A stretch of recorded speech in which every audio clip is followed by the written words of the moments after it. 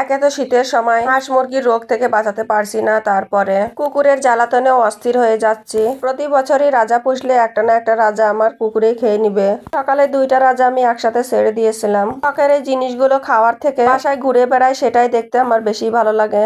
এটি হচ্ছে আমার 3 বছরের বুড়ি হাঁস। সকালে ছেড়ে দিলে খেয়ে পুকুরে চলে গেল, আর ঠিক দুপুর বেলায় পুকুর থেকে 2 কুকুরে আমার রাজা হাঁসটা ছিঁড়ে খেয়ে ফেলছিল। শুধু আমার হাঁস নয়, গ্রামের অনেকেরই হাঁস এইভাবে কুকুরে খেয়ে নিয়েছে। আর করব, সব জিনিস আটকে পুষে পারা যায় না, ও আটকে রাখার ব্যবস্থা করতে হবে, কারণ প্রতিদিনই কারো না কারো হাঁস এইভাবে কুকুরে খেয়ে নিচ্ছে। সেজন্য বাজার থেকে একটা বড় নেট কিনে এনেছি। ঘরের পেছনে কিছুটা জায়গা ঘিরে হাঁসগুলো রেখে দিব। বাকি হাঁসগুলোকে কুকুরের হাত থেকে বাঁচাতে গেলে এটা করতেই হবে।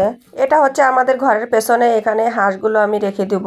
সকালের কাজগুলো গুছিয়ে আজকে এই নেট দিয়ে জায়গা তৈরি করব হাঁসের জন্য। তো নেট আর বাঁশের সাহায্যে এইভাবে আমি চারিপাশে বেড়া তৈরি করেছি।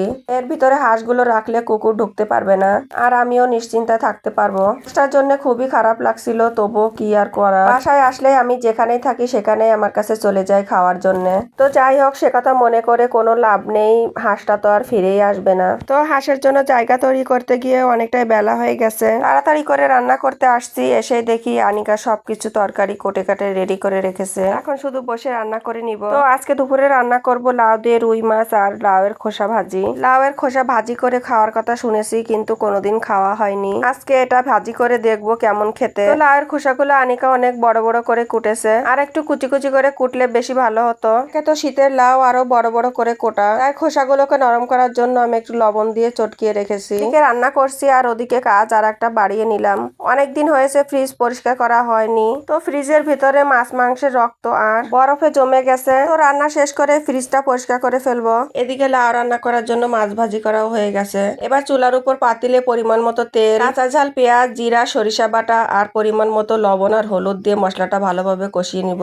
লাউয়ের ভেতরে বেশি করে পেঁয়াজ বাটা দিলেও রসুন একেবারে দেয়নি। লাউয়ের রসুন দিলে লাউয়ের স্বাদটা টক হয়ে যায়। শীতের সবজিগুলো খেতে আর ভালো লাগছে না, তো বলছিলাম আলাদা কোনো তরকারি নিয়ে আসতে বাজার থেকে। তো লাউ আনছে বলে কোনো সমস্যা নেই, শুধু শীতের লাউ সিদ্ধ হবে কিনা এটাই সন্দেহ। এদিকে ভাত রান্না শেষ করে ওই চুলায় ভাজি বসিয়ে দিয়েছি। মাটির 2 চুলায় একসঙ্গে পাতা দিয়ে রান্না করা হচ্ছে। শীতের লাউ বলে টেনশন হচ্ছিল, তো লাউটা অনেক সেদ্ধ হয়ে গলে গেছে। তো লাউ রান্না প্রায় শেষের পথে। এবার ভেজে রাখা মাছগুলো আমি লাউয়ের ভেতর দিয়ে দিয়েছি। খুব তাড়াতাড়ি 2 চুলার তরকারি একসঙ্গে হয়ে গেল।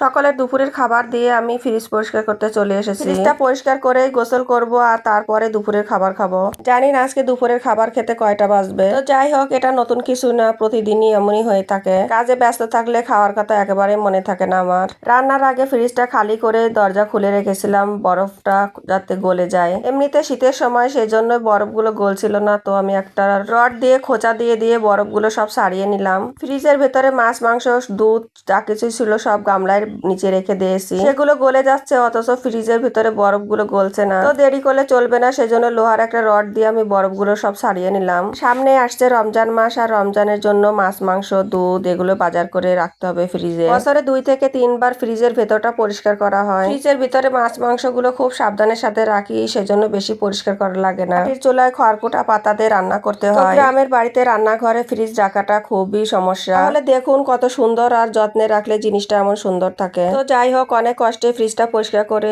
গোসল আর দুপুরে খাওয়া দাওয়া সেরে বিকালে অনেকগুলো অর্ডার বের করেছি, এগুলো সব কাটিং করব। এই ড্রেসগুলো সব কাটিং করতে করতে অনেকটাই রাত হয়ে যাবে।